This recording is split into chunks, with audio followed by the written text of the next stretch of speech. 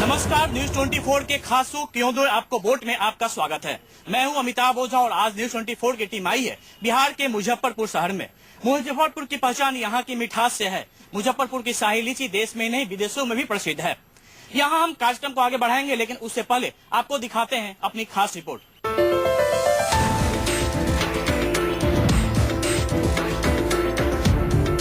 बिहार के बड़े शहरों में से एक है मुजफ्फरपुर। शाही लीची और आम शहर की पहचान है। भारत के राष्ट्रपति और प्रधानमंत्री तक को यहाँ से लीची भेजी जाती है। मुजफ्फरपुर में सूती कपड़े की थोक मंडी है, जिसकी वजह से शहर को व्यावसायिक शहर माना जाता है। साहित्यकार देवकीनंद खत्री की जन्मभूमि है मुजफ्फरपुर। भारत की स्वतंत्रता में शहीद हुए खुदीराम बोस शहर की शान थे, तो आजादी के बाद जॉर्ज फर्नांडिस ने मुजफ्फरपुर का नाम आगे बढ़ाया। मुजफ्फरपुर में कुल 11 विधानसभा सीटें हैं, जिनमें से 6 सीटें जेडीयू, 4 सीटें बीजेपी के पास और 1 सीट पर आरजेडी का कब्जा है। नीतीश के सबसे ज्यादा बागी इस जिले से ही हैं। 6 में से 4 विधायक नीतीश के खिलाफ हैं। जाम, गंदगी, खराब सड़क, यातायात की कमी शहर की समस्याएं हैं। स्टेशन का विकास और एयरपोर्ट की मांग बड़ा चुनावी मुद्दा है। भ्रष्टाचार, बाढ़, बिजली, पानी और नक्सली जिले इस शहर की सबसे बड़ी समस्या हैं। कांटी थर्मल पावर के अलावा शहर में लगभग सभी उद्योग बंद हैं। आपने देखी हमारी एक खास रिपोर्ट। मुजफ्फरपुर में क्या है सियासत का मिजाज, क्या है वोटरों का मिजाज और क्या है नेता का मिजाज। हमारे साथ मुजफ्फरपुर के वोटर भी हैं और मुजफ्फरपुर के नेता भी हैं, लेकिन इससे पहले आपकी तारुफ कराते हैं हमारे खास मेहमानों से। आप हैं समीर कुमार साहब, पूर्व मेयर हैं, बीजेपी के वरिष्ठ नेता हैं। आप हैं राय इकबाल मुन्ना साहब, कांग्रेस के नेता हैं। और ये हैं सुधीर ओझा, एलजेपी के जिला अध्यक्ष हैं। और आप हैं कुमार मणिभूषण निशान, उपाध्यक्ष जेडीयू के हैं। हम अपना सबसे पहला सवाल लेते हैं बीजेपी के नेता और पूर्व मेयर समीर बाबू साहब से। आप समीर जी ये बताइए कि बीजेपी की यहाँ पे विधायक थे, कितनी समस्याओं को दूर कर पाए हैं? बीजेपी के जो हमारे विधायक थे, ये पिछले 5 साल यहाँ विधायक थे, तो 3 साल तक तो सही से काम चला, जब तक कि एनडीए में जदयू के साथ भाजपा की सरकार थी। तो उस बीच में विकास भी यहाँ हुआ, लेकिन पिछला 2 साल तो खींचतान में, पूरे सरकार के खींचतान में रह गए, जिसका कि मुजफ्फरपुर को खामियाजा भुगतना पड़ा है। आप बताएं कि इस बार नए रूप में मैदान में है कांग्रेस, क्या लगता है कुछ नया करिश्मा हो पाएगा? बिल्कुल करिश्मा तो हो ही रहा है। अभी दो चरणों में जो क्या कहते हैं बिहार में चुनाव हुआ है, जो 81 सीटों पे जो चुनाव हुआ है, उसमें हमारे गठबंधन को 55 से 60 सीटें आ रही हैं। यही कारण है कि प्रतिदिन बीजेपी वाले कभी अपना नेताओं का चेहरा बदल रहे हैं, कभी नारा बदल रहे हैं, कभी मुद्दा बदल रहे हैं। कभी उनके गुजरात के जो 2 नेता थे हमारे पीएम साहब और जो अमित शाह जी, वही चुनाव प्रचार कर रहे थे। लेकिन जब बीजेपी की हालत खस्ता हाल हो गई है, जिसके कारण जो है वह स्थानीय नेताओं को भी जो है वो चुनाव प्रचार में लगा रहे हैं। सुधीर जी, पूर्व बहुमत से सरकार बनेगी, लेकिन ये बताइए कि क्या मुद्दे हैं जिन मुद्दों को लेके आप मैदान में उतरे हैं, बीजेपी आपके साथ है, क्या लगता है कि उन मुद्दों को पिछले 5 साल में पूरा किया गया है? देखिए, हम लोग का सिर्फ मुद्दा है विकास, और इस विकास के मुद्दा को लेकर के एनडीए आज चुनाव में उतरी है।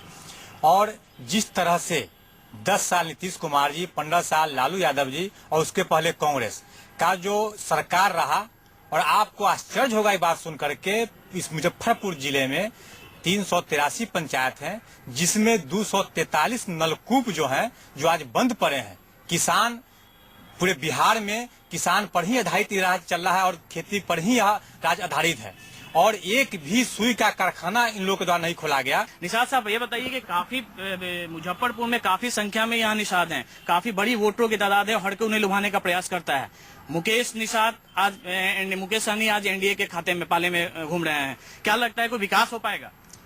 बिहार में विकास जो भी नजर आ रहा है, आज के वर्तमान मुख्यमंत्री नीतीश कुमार की सोच से है, और उन्हीं की सोच से आज कदम मिलाते हुए लालू यादव और कांग्रेस भी चल रही है, और निश्चित तौर पर विकास होगा।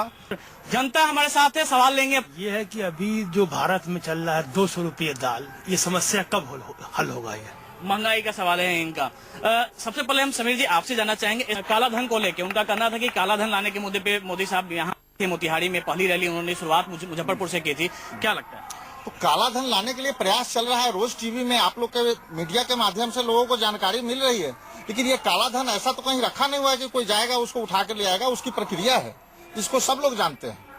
तो ये एक दिन में आने की चीज नहीं है, इस दिशा में प्रयास चल रहा है, ये सब लोग जान रहे हैं। काला धन लाने की प्रक्रिया चल रही है। हमसे शशि रंजन जी हैं, आप बताएं कि क्या लगता है कि मुजफ्फरपुर को स्मार्ट सिटी का बना घोषणा कर देने से ये हो पाएगा या फिर इसके लिए क्या जरूरत लगेगी?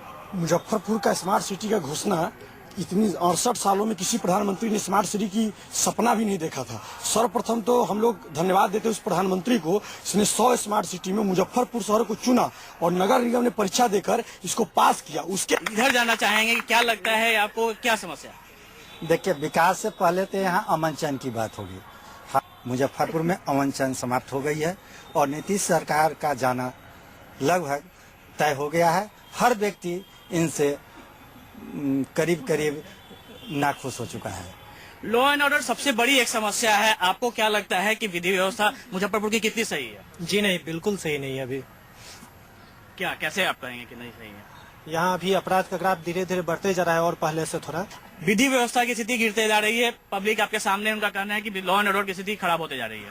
नहीं, ये कभी कभी छिटपुट घटनाएं होती हैं, ऐसी हुई है। ऐसी विधि व्यवस्था ठीक है। अगर विधि व्यवस्था रहती खराब तो आज ये चुनाव शांतिपूर्वक नहीं होता।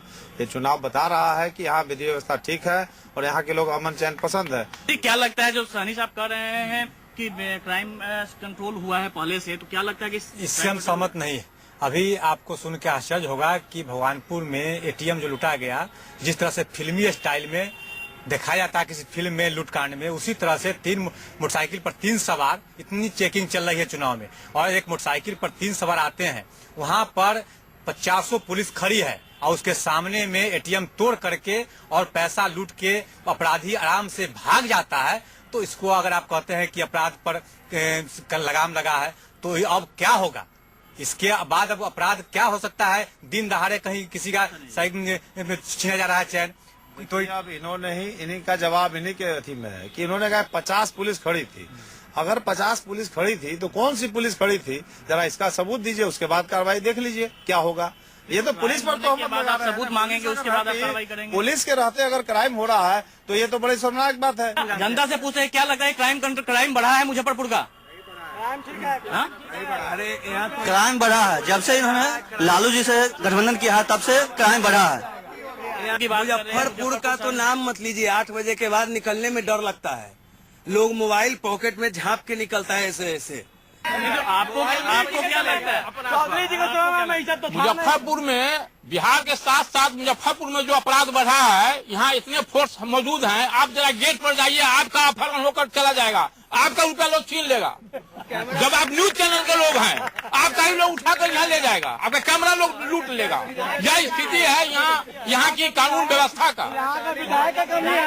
ये विधायक की कमी है कि यहाँ के जो सरकार है उसकी कमी है? यहाँ के वर्तमान विधायक 5 साल में न जनता के सुख में, न जनता के हाल में, न क्राइम पर, न कभी बिजली पर, न कभी सड़क पर, न विधि व्यवस्था पर कभी वो काम नहीं किया। आज जितना आज मोहल्ले में घूम रहे हैं, उसका अगर 25% भी 5 साल में हर मोहल्ले में घूमते तो आज उनका विधायक। अभी आपने जो सवाल किया लॉ एंड ऑर्डर का मामला, यहाँ पे बहुत तेजी से लोगों ने हमारे उठाया। मैं उन नौजवानों को ये बताना चाहता हूँ कि अगर जहाँ तक लॉ एंड ऑर्डर का मामला, विधि व्यवस्था का मामला है, तो उसमें जो केंद्र सरकार के द्वारा जो क्राइम ब्यूरो का ब्यूरो जो है नेशनल लेवल पे, उसमें बिहार का 22वां स्थान है। बदनाम किया जा रहा है कि यहाँ जंगल राज है। कोई यहाँ पे जंगल राज नहीं है। पिछले 25 सालों से बिहार में गरीबों का राज है, शोषितों का राज है, दलितों का राज है, पिछड़ों का राज है, और जो मजदूरों का राज है, खेतों में काम करने वाले लोगों का राज है, ठेला और टेम्पो चलाने वाले लोगों का राज है, जो इन लोगों को बर्दाश्त नहीं हो रहा, इसीलिए इसको जंगल राज का नाम दिया जा रहा है।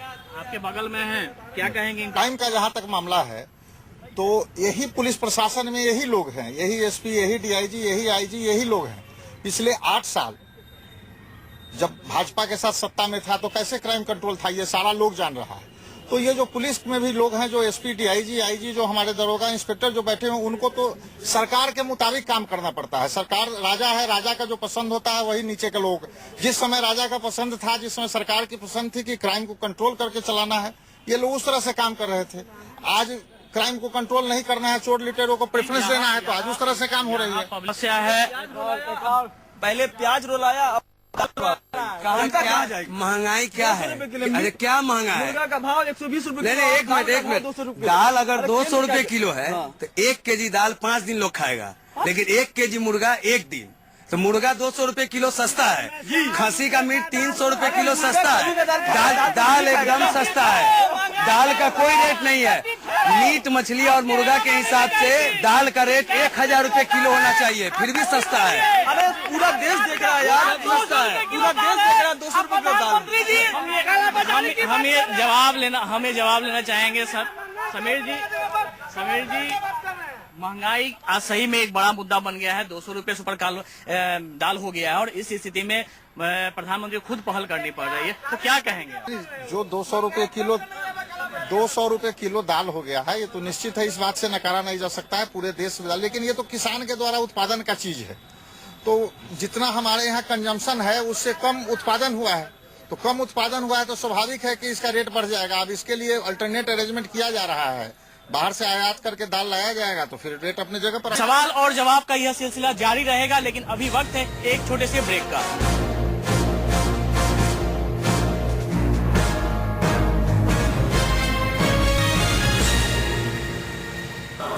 ब्रेक के बाद एक बार फिर से आपका इस शो में आपका स्वागत है। नीतीश कुमार जी और लालू यादव जी जो अभी एक हो गए हैं, इनको अभी 10 साल की सरकार जो चली है, इनको लालू यादव के अगेंस्ट में इनको दिया था लोग वोट। तो आज ये क्या जरूरत हो गई कि इनके साथ मिलके फिर से सरकार बनाने की नौबत आ गई? आप बताएं क्या सवाल? माननीय प्रधानमंत्री नरेंद्र मोदी जी ने देश के तमाम युवाओं से ये वादा किए थे कि हर साल 5 करोड़ युवाओं को रोजगार दिया जाएगा। ये वादा क्यों झूठा साबित हो रहा है इसका? आज तक यहाँ की प्रशासन इतनी विफल रही है और नीतीश कुमार मुख्य दर्शक रहे हैं कि एक साधारण लड़की की हत्या का कांड और अपराधी घूम रहा है, तो क्या उम्मीद करें कि नीतीश कुमार जी हमारा हत्याकांड? आपको बता दें कि मुजफ्फरपुर का सबसे चर्चित हत्याकांड रहा है, जिसमें आज तक कोई भी सुराग नहीं मिल पाया, जबकि मामले की जांच सीबीआई भी कर रही है। समीर जी, क्या कहेंगे? जो नरूला हत्याकांड का जिक्र हुआ है, लेकिन साथ ही यहाँ पे लोगों का कहना है, आपके प्रधानमंत्री पे भी कहना है कि वो सारा काम छोड़ के बिहार में चुनाव प्रचार कर रहे हैं। देखिए, बिहार में ये विपक्षी लोग घबरा गए हैं। प्रधानमंत्री जी जो बिहार में बार बार आ रहे हैं और बिहार के लोगों से रूबरू हो रहे हैं। मुजफ्फरपुर के बारे में बताइए कि यहाँ पे लोगों की जो समस्याएं हैं यहाँ को लेके, उसके लिए आपके पास क्या एजेंडा? जो यहाँ की जनता, उनसे पूछिए कि जो गलियां कच्ची थी, सारी क्या कहते हैं कच्ची गलियां जो है पक्कीकरण हो गई, नाला का निर्माण हुआ, सड़कों का निर्माण हुआ। क्या कहेंगे सुधीर जी, विकास हुआ है मुजफ्फरपुर का? इनका कहना है बहुत विकास। मुजफ्फरपुर में विकास तो आप अगर यहाँ आए हुए हैं, घूम कर देख लेंगे तो आपको बुझा जाएगा कितना विकास हुआ है। उनकी बड़ी समस्या लीची की फसल को लेके है। लीची के लिए सबसे ज्यादा उत्पादन वाला ये जिला है, लेकिन लीची फसल बीमा योजना को लेके काफी चल रहा था। मौसम पे पूरी तरीके से मौसम पे निर्भर होता है।